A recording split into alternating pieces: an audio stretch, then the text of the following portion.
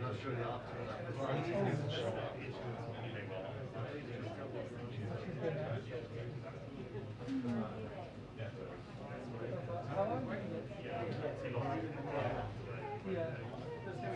Yeah. You're off.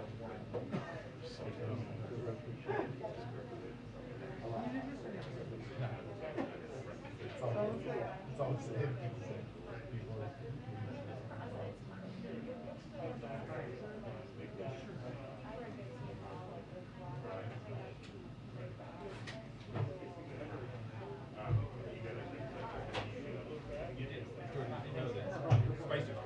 Oh, great. Is that how yes now?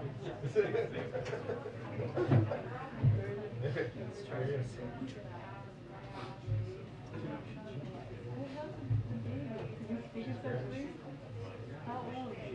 She's 6 months today. Are you sleeping? Yeah.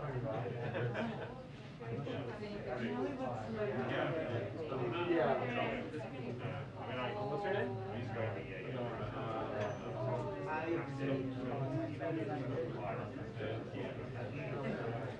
Exactly.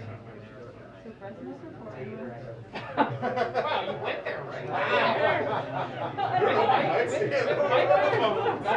That like left hand, right hand. It's like going for the jugular. Not like the, I would not expect anything else. Mr. President, when you say minor incursion, I actually said it.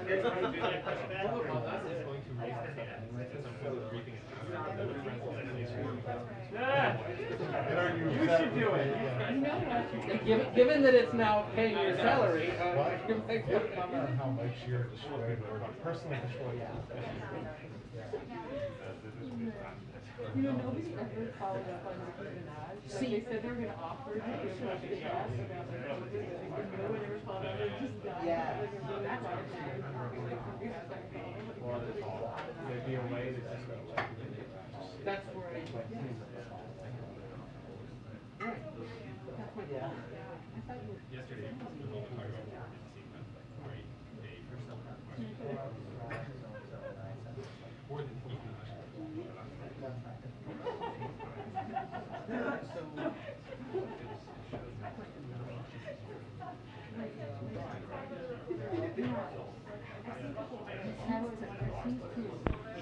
We have a 2-minute warning to the press briefing. 2-minute warning to the press briefing.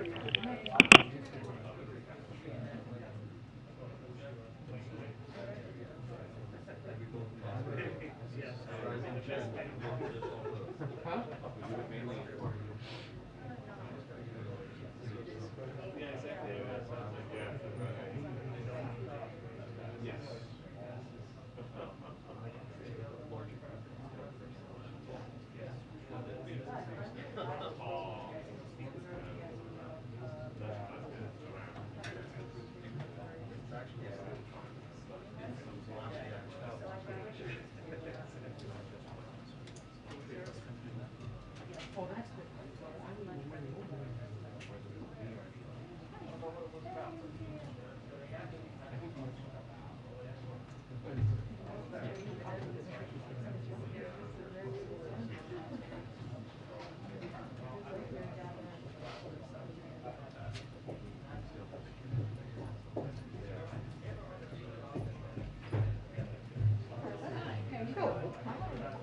How are you?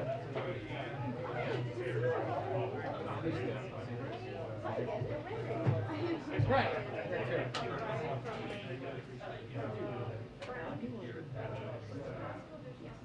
See?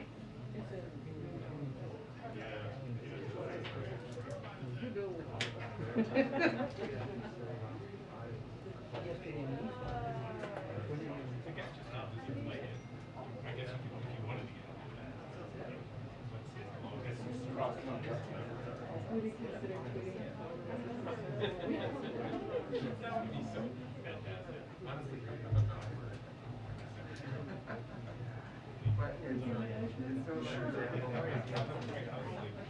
Not that that's going to get us over.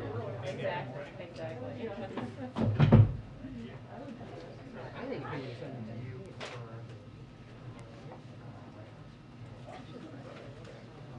Right. Just a debate. No right or wrong. That's a really good question.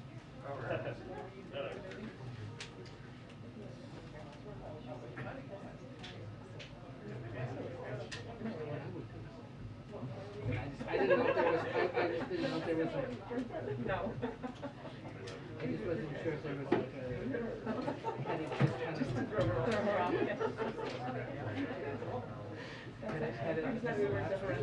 Had it just left over.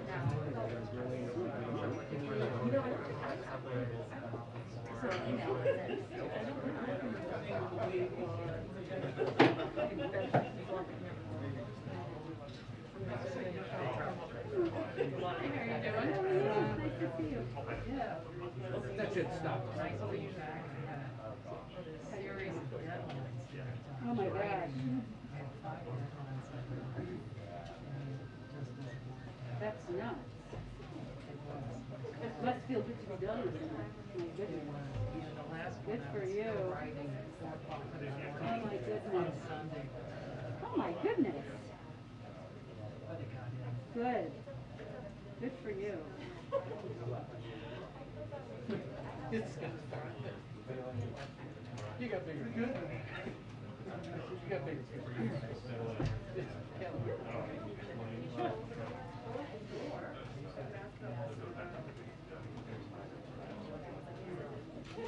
Hi, everyone. Hi. Good afternoon. Okay. A couple items for you at the top. Today we learned that retail sales increased by 3.8% in January, exceeding expectations.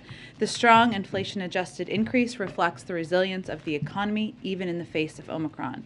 Compared to this time last year, sales at grocery stores, restaurants, and clothing stores, among others, increased, underscoring the strength of the American economy as we recovered from the pandemic. This data builds on the historic economic progress we've seen over the last year and an extremely strong jobs report last month despite Omicron, which was well above expectations. In 2021, the economy created 6.7 million jobs, the strongest year of job growth on record. The unemployment rate declined more than any year on record, and we achieved a 4% unemployment rate years earlier than previously projected, thanks to the American Rescue Plan. Small business applications and inflation-adjusted household income are both up, and child poverty and hunger are down. We're obviously going to continue to build on this progress. Second, today we're marking 60 days of action strengthening America's trucking workforce. This is not just about recruitment, but also retaining truckers to ensure we can move more goods around the country and lower costs for the American people. Over 70% of all goods in America are shipped by truck, and America's trucking workforce plays a critical role in the supply chain and the broader economy. But outdated infrastructure, the pandemic, and a historic volume of goods moving through our economy have strained capacity across the supply chain, including in trucking. 2 months ago, the President launched a multi-agency effort to support and expand access to quality truck driving jobs now and in the years ahead. While more work remains, we have made remarkable progress in the last 60 days. We have expanded registered apprenticeship programs. We've launched the Safe Driver Apprenticeship Pilot to connect American adults under 21 to good-paying jobs in the trucking industry. We've cut red tape so it's easier for drivers to get commercial driver's licenses. And we've met with veteran service organizations representing nearly 4 million veterans to discuss ways the administration and industry can attract, train, place, and retain veterans in trucking jobs. And we will announce the results of the Labor Department's 90-day apprenticeship program, of course, after the next 30 days. This week, Secretary Buttigieg will also sign the charter document for the Women of Trucking Advisory Board, which will provide recommendations to address challenges facing women in trucking, such as barriers to entry, on-the-job safety risks, workplace harassment, mentorship, and more. Finally, a very quick preview for the President's trip to Ohio tomorrow. It's been just 90 days since time flies since the president signed the bipartisan infrastructure law, and tomorrow he will be traveling to Lorain, Ohio, and deliver remarks on how the bipartisan infrastructure law delivers for the American people by investing in cleanup and restoration efforts in the Great Lakes region and surrounding waterways. These investments will allow for a major acceleration of progress that will deliver significant environmental, economic, health, and recreational benefits for communities throughout the region, including helping people in the community access clean water.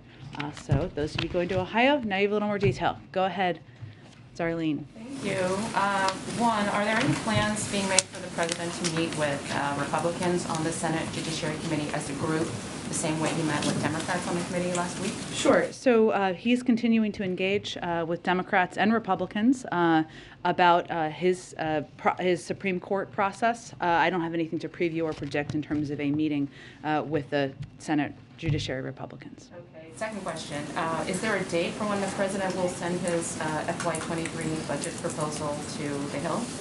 I don't have a date either for you at this point in time. I think Shalonda Young has conveyed it was expected to be after the State of the Union.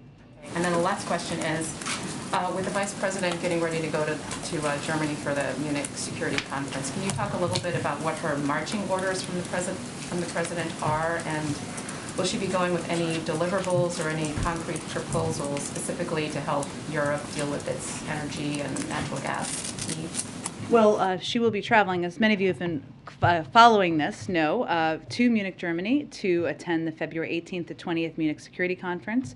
She will build on the President's and the national security team's intensive engagement with European allies and partners, and emphasize and continue to emphasize with our partners our ironclad commitment to our NATO allies, underscore our commitment to Ukraine's sovereignty and territorial integrity, and reaffirm our shared interest in upholding the principles that have underpinned European peace and security. She'll be participating in the formal program of the conference, as well as engaging with allies and partners and meeting with leaders on the margins. I know her team is planning for a preview call for all of you, I believe later this evening, to give you more details of those bilateral meetings.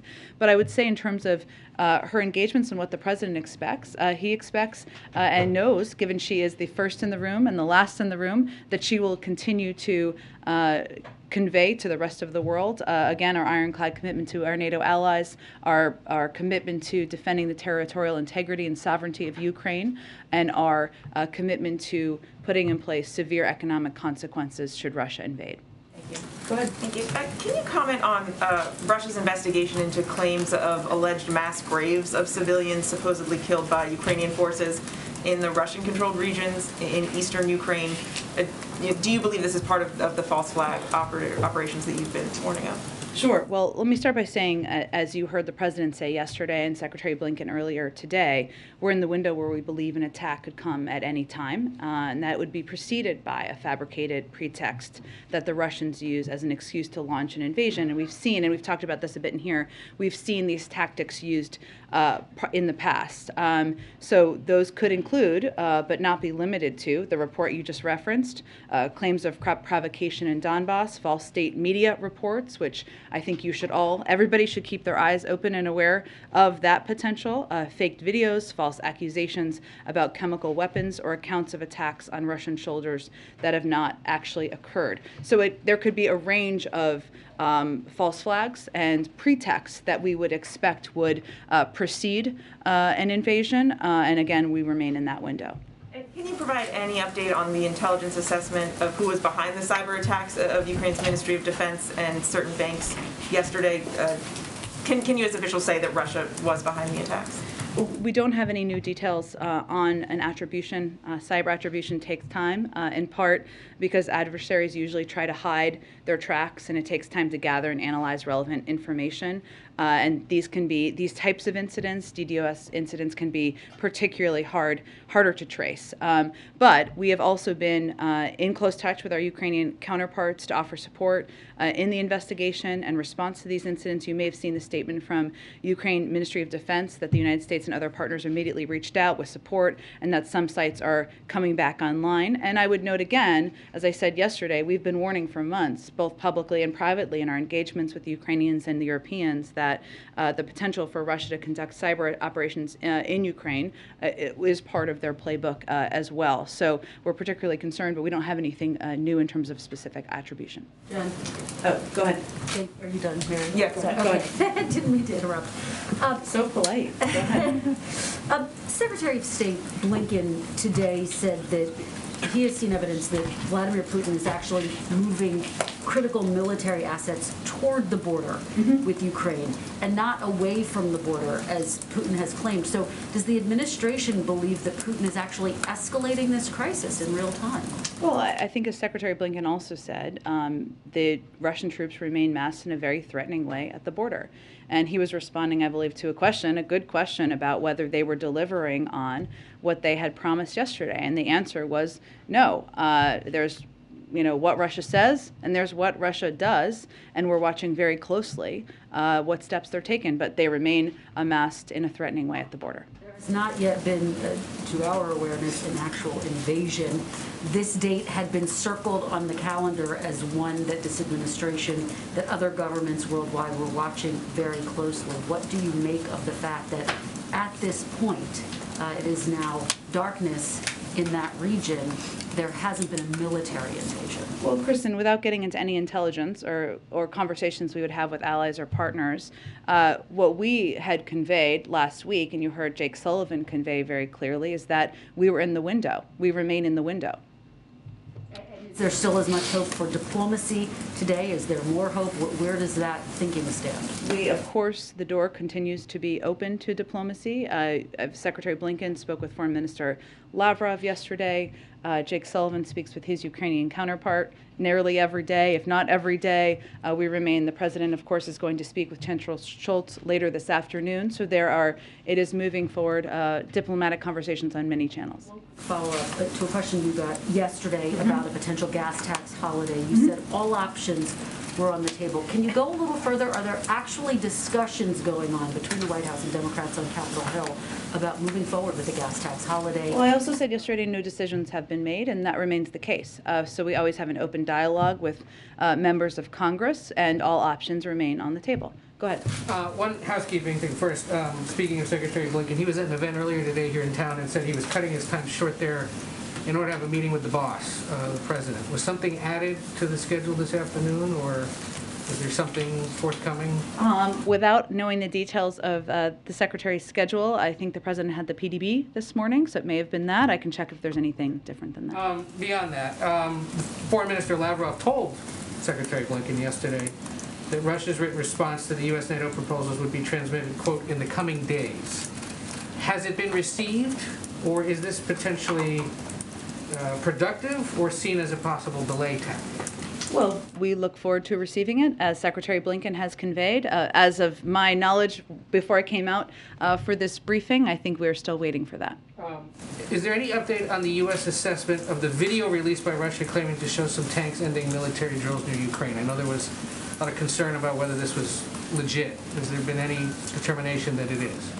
I don't have any new assessment of that, Ed. I think what we are watching very closely is not just what they say, but what they do. I understand you're referencing a video, but we've also seen, as the Secretary confirmed this morning, continued problematic, troubling buildup of troops at the border and surrounding Ukraine.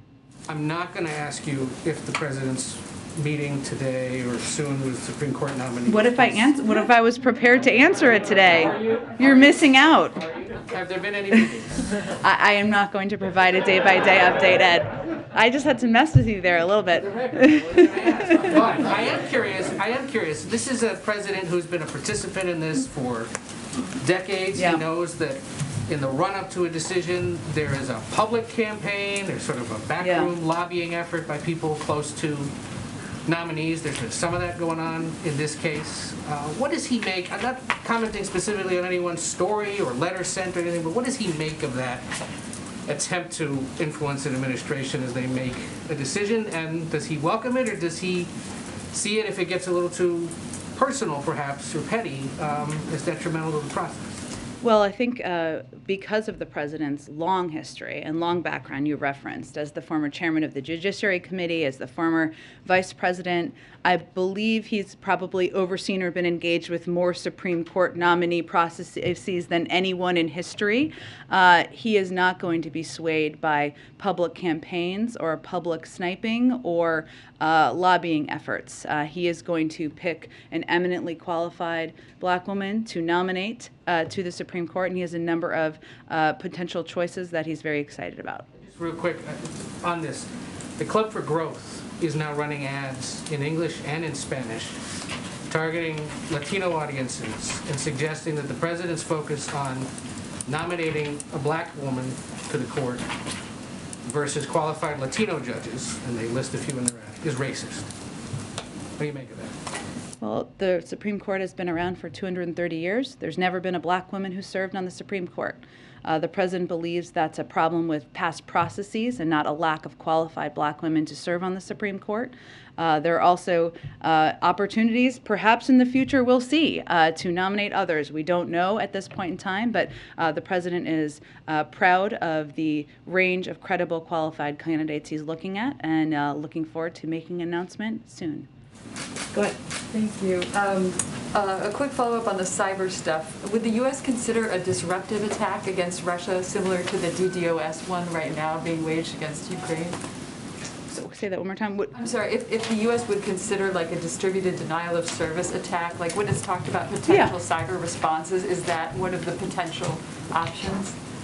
Like in terms of what we would do in response? Yes. I'm not going to outline or detail what options the president would have at his disposal. Again, he can take any step of seen and unseen. He has the right to do that, but we have not even made an attribution at this point in time. Russia's lower house of parliament voted on Tuesday to ask Putin to recognize the self-declared Donetsk and Luhansk People's Republics.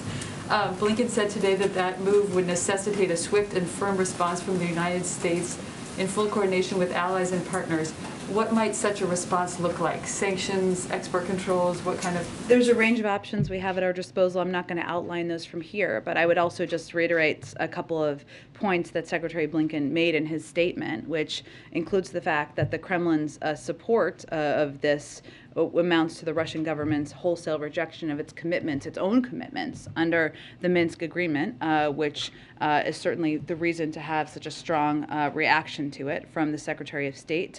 An enactment further undermines Ukraine's sovereignty and territorial integrity, constituting a gross violation of international law. So hence we have, as you said, he conveyed in his statement that necessitates a swift and firm response from the United States in full coordination with our allies and partners, but I don't have anything to preview at this point in time. Quick follow-up on oil. CNN is reporting that NSC Middle East Coordinator Brett McGurk and State Department Energy Envoy Amos Hochstein are in Riyadh today. Thank you for that. Because you have to restate his name on television. Amos are in Riyadh today to press the Saudis to pump more oil. And I wondered if you could confirm that. I can confirm they are on a trip. There are a range of topics to discuss, including Yemen. And as you know, we engaging with our partners around the world about ensuring supply meets demand as part of our objective from here as well. And that's one of the objectives of the meeting as well? I don't have more details on the meeting at this point in time. Go ahead. Thanks, Jen. The Secretary of State said today that they've not seen meaningful pullback by Russia when it comes to the forces that they put on Ukraine's border. What would meaningful pullback look like to the United States? Well, I'm not going to define that by troop numbers. I think we will know it when we see it, which is a verifiable reduction of troops at the border of Ukraine. But you're not looking at a certain metric or anything like that? Nothing that I'm going to outline from here. The president updated the number yesterday, changing it from about 130,000 we believed that Russia had amassed on the border to closer to 150,000. How long does the United States believe Russia can maintain that kind of a force posture? Well, he also said, including in Belarus and encircling Ukraine as well, to be clear. In terms of their ability to maintain that, I'm not going to get into intelligence from here. But there's no judgment on... Nothing I'm going to outline from here. Okay, my last question. On the CIA station that is being relocated closer to the border with Poland, outside of Kyiv, does the U.S. have concerns that that will affect their ability to be able to track Russia's movements from Ukraine? We have a lot of intelligence questions today, which is absolutely fine, but there's nothing I can detail on that from here either. But no concern that them moving the CIA station out of the capital is going to affect I'm just that? not going to speak about our intelligence processes in Ukraine or in the surrounding area from here. Go ahead. Thanks, Jen. Following up on Kristen's question, obviously the invasion didn't happen today. Pentagon was eyeing today as a possible date that we could see some sort of action, some sort of invasion. Does the White House think that Putin could be bluffing? About what?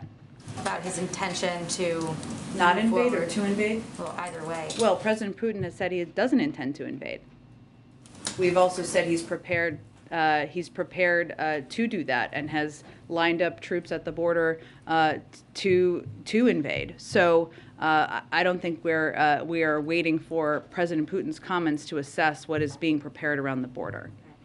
Do you think that your efforts to put all of this intelligence out about his, what might happen next might have deterred something that we could have seen in the last 24 hours? Well, that's part of our has been part of our objective overall, Jackie, right, is to make it more difficult for the Russians, for President Putin to lay a predicate for war. And our objective is to try to avoid war, prevent war. Now, it's ultimately up to President Putin to decide what steps he's going to take. But putting out specific details about the types of false flag operations, their efforts to push misinformation through Russian media, the types of tactics they've used in the past, that's all a part of our effort to make it more difficult for them to use these tactics and keep the eyes of the global community open. Has this whole standoff underscored the importance of NATO allies spending 2% of their GDP toward defense? Is that something that the White House will be pressing in the future from our allies? That's something that the president pressed for when he was vice president. And then can I ask about a second topic, the Durham investigation? Durham says there was an outside company with ties to the Clinton camp monitoring server data info on the executive office of the president through the Obama administration, possibly into the Trump administration. Do you know if there's still a system picking up server data on the EOP, and if not, when it stopped? Again, I know you asked my colleague a few questions about this the other day, but I would point you any questions about this to the Department of Justice. And then is what was described in the filing there, monitoring internet traffic, is that, generally speaking, would that be considered something along the lines of spying? Again, I would point you to the Department of Justice. Go ahead. Jen, thanks. Is the U.S. confident at this point that all intelligence and sensitive material has been removed and destroyed from the U.S. Embassy in Kyiv? There's obviously steps every embassy takes when they move or relocate, but I'm not going to get into those details from here. I'd point to the State Department if there's more they'd like to share. And oil prices are nearing $100 a barrel. It's a milestone that hasn't been reached since 2014.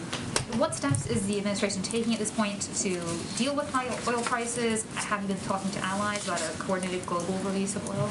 We have been in touch with allies and partners, suppliers out there on the global stage for weeks now in preparation for a range of impacts of, in anticipation of an invasion or actually an impact of an invasion, both for natural gas and oil prices on the market.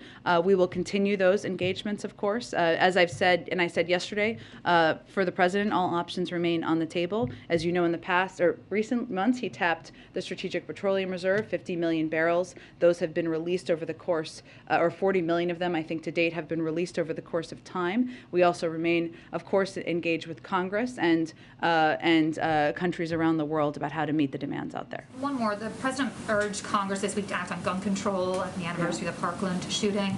It's been 5 months now since David Chipman's nomination was withdrawn. What's the current timetable for nominating an ATF director? Well, we certainly would love to have an ATF director in place for the first time in, I think, a decade. Someone confirmed, and unfortunately, obviously, David Chipman was eminently qualified for the position and was not able to move forward. And the president would like to nominate someone to replace him, but I don't have anything on the timeline. Go ahead. In an effort to pry the window open a bit wider into the president's thinking on the Supreme Court. Sure. What is the thinking here about some of the pushback that's been aired on the left with respect to Judge Michelle Childs in South Carolina? Does the president reject that criticism that she hews to, or has hewed too closely to corporate interests? Well, I think what some of the criticism I've seen out there is related to her labor record. If you look at South Carolina, the AFL in South Carolina endorsed her and has been supportive of her. I think the president, in response, or just to go back to Ed's question, which I think is similar, the president is not interested in public griping or in lobbying campaigns or efforts to trash other candidates. He is going to keep his blinders on, look at the qualifications, the cases, the backgrounds, the credentials of these eminently qualified nominees. All of the ones he's considering would make excellent qualified Supreme Court justices, and that's where his focus remains. On background and qualifications, how important is it to the president that his choice have served as a public defender? Again, I'm not going to get into any more specifics of the qualifications. You have a short window left before you will know probably who he is selected, and you will have more, I'm sure, analysis to do at that time. Go ahead. Thanks, Jen. On the stalled Fed nominations in the Banking Committee, Chairman Brown said today that he's refusing to move the other picks separate from Sarah Bloom Raskin.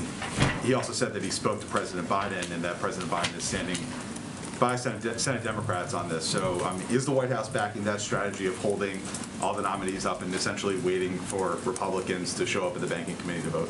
Absolutely, and I was in the Oval Office when the president spoke with Senator Brown, so I can confirm, not that there was any doubt, that he conveyed exactly that to the senator, that he agrees that Republicans are AWOL on the fight against inflation, and at this pivotal moment in our economy, everyone understands we need a full Federal Reserve Board, the first one in nearly a decade to tackle inflation and bring prices down for American families. So no, we are not advocating for splitting the nominees. We support Chairman Brown's decision to keep all 5 on the Fed board, pushing them forward through the committee, and we believe Republicans need to do their jobs and show up to vote for these nominees. You've spoken about the urgency with inflation and other issues facing the Fed, but given that Republicans have shown no signs of bending and that the Senate is poised to go on recess by the end of the week, I mean, how likely or unlikely is it that we're going to see a vote before the end of the month on these nominees? Well, I would point you to Chairman Brown for that. He is very committed, and I'm sure, and I think as you've seen him publicly, he can be quite a bulldog when he wants to get something done. So we support his efforts to get these 5 nominees forward. There's a couple days left, and all we're asking is for Republicans to show up and do their job. They can vote against people, but not showing up is not delivering on the commitment you made to the American people when they elected you. Lastly, on that issue, Senator Toomey was at an event where he said he believed the Fed was basically able to perform at full strength even without the confirmed nominees. Your reaction to that? I think there's no question that having a full federal board fighting inflation at a time where that is the stated #1 concern of many Republicans, many Democrats, and many in the American public would be the ideal scenario here. Go ahead. You said a couple times just now that the president is not going to be swayed by lobbying efforts, but I'm wondering if that's the case, what does he make of Congressman Clyburn's pretty aggressive push for one specific judge, Judge Child? Does that count as lobbying? Is the president listening to that? This is obviously someone he has in high esteem and is close with. Of course he does. He has him in high esteem. He is close with him. But again, the president, who is someone who has been through a number of these processes before, who's overseen hearings, who has played a role as vice president in helping select incredible nominees and now Supreme Court justices to serve, he's going to consult broadly, and then he's going to look at their credentials, review cases, and make a decision about the right person to nominate for the court. And I think the only other angle left on the interviews that you have not been asked is, will you tell us when the interviews are complete? Unlikely. I will tell you, the president will tell you when there's a nominee. The good news is March 1st is around the corner. So, you know, we remain on track and you don't have too much longer to wait. Go ahead. Thanks. Last night, voters in San Francisco voted to recall 3 school board members. I'm wondering if the White House has any reaction to that result. Sure, we of course did see that. We don't have any reaction directly to the decision by the local school board, but I would just reiterate that the president's objective has been keeping schools open. from the beginning. And now at this point in time, 99% of schools are open, in large part because of the funding in the American Rescue Plan and efforts that he and his Secretary of Education undertook to ensure schools had the resources and the information needed to keep schools open. We understand where parents are coming from when they want schools to be open as well, and the President recognizes the mental health impact it has on kids for them not to be open. So we don't have any specific comment on the local decision about the local school board leaders, but that remains the President's objective. And on education more broadly, we saw that be an issue in the Virginia gubernatorial race. Obviously, this is the issue here in San Francisco. I'm wondering what the White House or the President's message is to parents about, you address school reopening, but more broadly, some of the issues that we've seen play about equity, about curriculum play in some of these electoral races. Well, tell me more about specifically. In San Francisco, specifically, there was controversy over the renaming of schools. There in Virginia, conversations about critical race theory. I'm wondering whether the White House or the President thinks that some of these school boards, maybe in San Francisco and other places, have moved too far to the left, adopted liberal policies beyond what voters seemingly approve of, or just more generally, how the President thinks of education and some of these issues around equity and inclusion. Well, I would say first that the President is married to a teacher, so he certainly trusts in the role of teachers and educators across the country and the kind of curriculum that they are providing. I'm not going to have any specific comment on any local school board or the politics of school boards as it relates to any political race either, though. Go ahead. Okay, go ahead. Thanks, Jen. Going back to the Senate Banking Committee, would the White House support a rule change to allow the Senate majority to discharge a nomination directly from committee, as they do with legislation? I believe that I would really point you to Chairman Brown's team in office. I think they have spoken to this and conveyed, I don't think that there is a path forward for that, but I would point you to them for any comment. And yesterday's Secretary of State Antony Blinken said that he was, quote, troubled by new charges that are being brought against Russian activist Alexei Navalny. Would the White House consider, in consultation with its allies, potentially sanctions on individual leaders, maybe in Putin's circle, to stop this, or other efforts that you all could do to help Navalny and the Russian opposition? There are a range of sanctions under consideration on his inner circle. And then finally, congressional Democrats, again, are just talking about student loan cancellation. Alexandria Ocasio-Cortez discussed this earlier this week, and Senate Majority Leader Chuck Schumer has also talked about the importance of canceling student loan debt. Why is this not an issue that, with broad public support and support within its own party in Congress, has the President not worked or pushed harder on to cancel? Well, the President has conveyed he'd be happy to sign a bill into law that all of those members could work to get passed. And then finally, yesterday marks the 30th House Democrat to announce their retirement from Congress. Is the White House at all concerned that this is indicative of a political climate in the broader country, in his own party, and could simply the retirements of very senior Democrats on the Hill potentially have implications for the White House's domestic agenda? Well, as you know, I have to be a little careful. I've learned my lesson the hard way about talking about politics from up here. There are a range of retirements every cycle for a variety of reasons. And what we're focused on is working with members to deliver for the American people. And we expect that anyone who's going to be out there answering questions to people who may vote for them in the future, that they will hopefully talk about the work they've done with the President to create the greatest 12 months of job creation in our nation's history, the largest drop in unemployment rate on record, the largest reduction in childhood poverty ever, the strongest economic growth this country has seen in nearly 40 years. So there's a lot we're going to be focused on. The President himself has conveyed he's looking forward to being out there when it's time for a political season, but beyond that, I'm a little limited in what I can convey from here. Go ahead. I actually do have something. Okay. One thing. Go ahead. I think circling back to something I think we asked Corinne about a couple of days ago, but sure. the mayor of the District of Columbia has announced that she's going to significantly reduce the restrictions, the COVID restrictions, indoor mask wearing. I think comes off at the end of the month. The requirement to show proof of vaccination has ended, I think, as of yesterday. The campus, the White House campus, is in Washington, D.C., obviously affected by the metrics that are around in terms of case counts and hospital counts and what have you.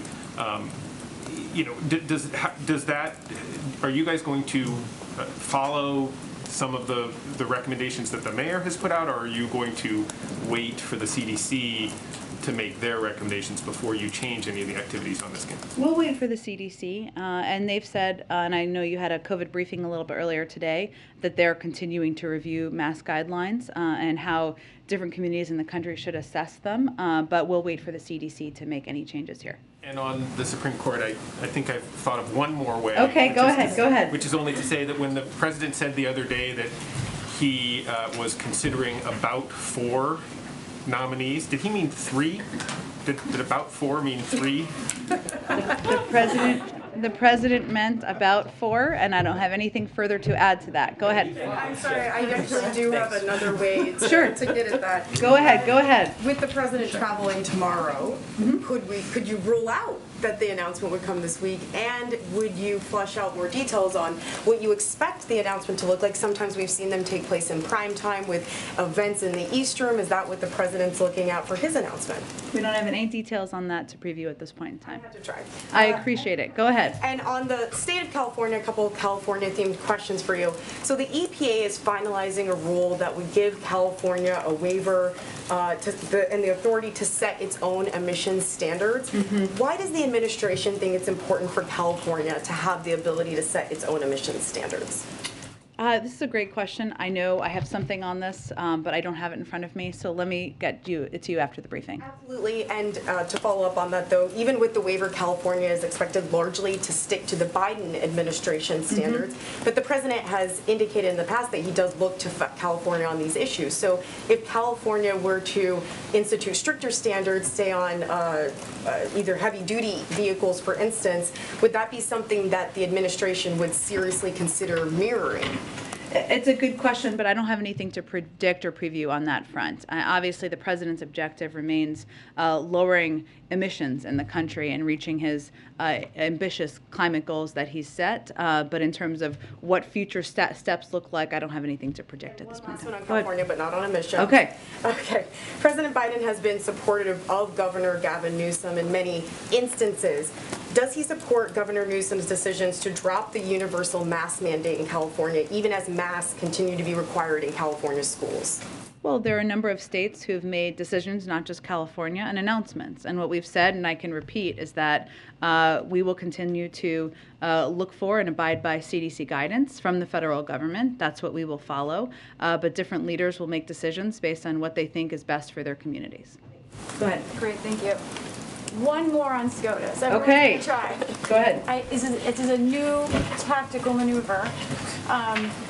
Senator Grassley, the ranking Republican on the Judiciary Committee, today told reporters on the Hill that he is under the impression that President Biden is doing interviews this week. Can you confirm or deny what Senator Grassley said? We said as early as this week. That's all the detail I have for you. Afghanistan. This week marks 6 months since the withdrawal from Afghanistan. From this podium, Jake Sullivan told us that the commitment to allies there is sacrosanct. The administration committed to doing everything it could to get our allies out, but tens of thousands of allies, hundreds of thousands, if you include families, including the SIV, people in the pipeline are still there and struggling. What exactly is the administration doing to get them out? Because on the ground and from Congress, my sources say they think you're doing nothing.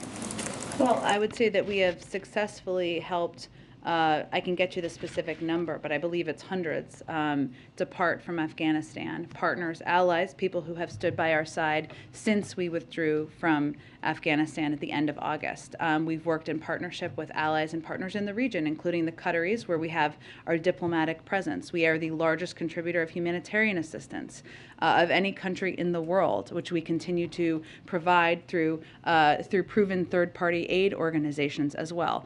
And flights just resumed, I think a couple of weeks ago, through Qatari Airways, and that will also play a role in helping. But we remain committed to working with our partners in the region and to helping those who want to leave Afghanistan who have been serving by our side for 20 years to help do that. Could you help me? I can follow up, get numbers on women in particular.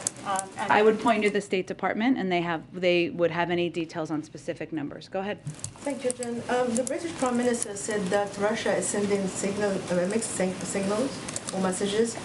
They said they're open for diplomacy, and they keep on building the military backup on the border.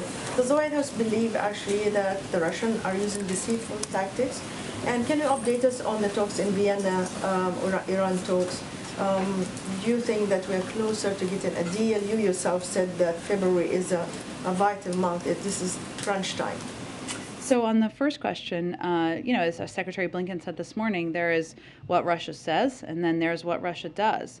And we certainly believe that they will continue to use false flag operations, efforts to deceive, lay a predicate for war, which is why we have been putting out as much information as we can on that front so that the world is aware and knows what to look for and watch for. And we do that, of course, in partnership with our allies around the world. As it relates to Iran, I believe they're still in the 8th round of negotiations. Of course, as we've said in the past, we would certainly support efforts or the opportunity to have direct engagement with the Iranians. We've said that our focus remains on a deal that addresses the core concerns of all sides. And if it's not reached in the coming weeks, as we've said before, but this remains the case, Iran's ongoing nuclear advances will make it impossible for us to return to the JCPOA. So bottom line is, under the JCPOA, Iran's program was tightly constrained and monitored by international inspectors. Since the previous administration ceased U.S. participation, Iran has rapidly accelerated and reduced cooperation, and that is hence why we are where we are. But they are continuing to engage. Of my last update on this, but again, I'd reiterate that the president asked his team to put together a range of options in the event those need to be considered. Go ahead. Yeah, thanks. Jen, so on Monday was the 1-year anniversary of the Phase 1 trade deal with China going into effect. Written into that deal is very specific enforcement language. So when does the administration trigger that language against China because they haven't lived up to that agreement? Well, so the Phase 1 trade agreement that the president, I think that's not exactly accurate as my understanding of what the status of this is at this point, or what anything that's triggered or not triggered. It's not an automatic trigger, but there is specific language in there as to what the enforcement is. Well, so first, when he was running for president, the president made clear that the Phase 1 deal did not address the core problems with China's state-led economy and harmful economic practices. USTR, since that period of time, has been making a concerted effort to see if China will show serious intent to make good on their purchase commitments. But the fact that they have not met those illustrates the limitations of the framework we inherited. They're still in discussions about them. So I don't have kind of an update on that. I would leave that to Catherine Tyre, Ambassador. Is there a sense of urgency now that China and Russia are moving closer together? Well, that has been the case for some time now. It also does not change the fact that if Russia were to invade, the size and seriousness of the economic consequences and package, that's not something that China would have the ability to fill in the gaps on. Thanks, Jen. Okay. Oh yes, I got to go. Really, you want to do the last one? Thank you, Dan. Climate change, a complete change of topic. According to a report published yesterday, by 2050, the sea level on U.S. coast would rise by 1 foot, which means 40% of American people who live in coastal areas would see more damaging floods. What is the administration doing about it, and does the president feel he's doing enough to fight climate change? Well, you've heard the president say time and time again, and especially when he goes and visits communities that have been impacted by major weather events. 1 in 3 Americans live in a county hit by a weather disaster this past year, which is a pretty startling statistic. And last year, extreme weather cost America $99 billion. So we know climate change is real. Anyone who doubts it, that's further evidence climate change is real, and it's exacerbating the extreme weather conditions, and certainly this report is further evidence of that. What the president has done is, of course, work to pass the bipartisan infrastructure law, which a lot of people focus on roads, rails, and bridges, important parts, but it also has an enormous investment in strengthening our nation's resilience to extreme weather and climate change while reducing greenhouse gas emissions, replacing lead pipes, so everyone has access to clean water. And we've also been mobilizing an all-of-government approach to deploy and implement critical clean energy projects. But I would also note that this is one of the reasons the president is going to continue to press for key components of his agenda, his Build Back Better agenda, including historic investment in addressing the climate crisis. Thanks, everyone. See you tomorrow.